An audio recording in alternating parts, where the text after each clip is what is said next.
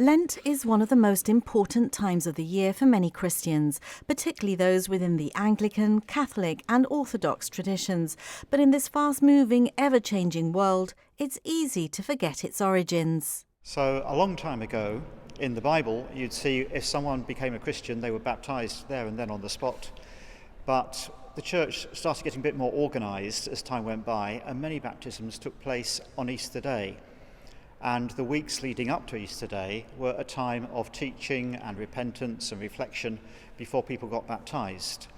And then it became a time when all Christians devoted some effort to learning more about their faith, reflecting on their sins and reflecting on the graciousness of God. Remember that you are dust, and to dust you shall return. Lent begins on Ash Wednesday, when observers receive an ash cross on their forehead, which represents mortality and penance for their sins. It's a time when you realise that all that you have comes from God, and that we are not worthy of God's love, but He does love us anyway, which is the good news of the gospel.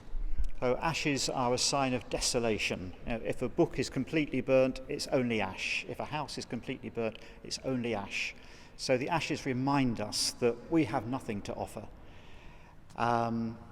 In the modern world, well, maybe there could be other symbols, I don't know. We have a question in our minds here about whether we should go out of the church with our ashes on our forehead or not. Because in one place Jesus says, when you're fasting, don't make your faces dismal, but go out with joy and happiness. So we always give people the chance to wipe the ashes off their forehead when they leave the church after the service on Ash Wednesday.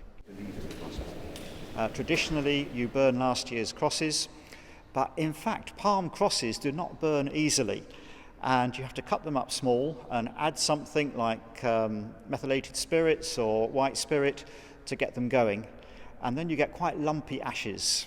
I'm not very proud of this year's achievement.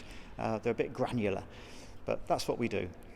These days, Christians observe Lent in many ways, with some abstaining from something they like until Easter Sunday.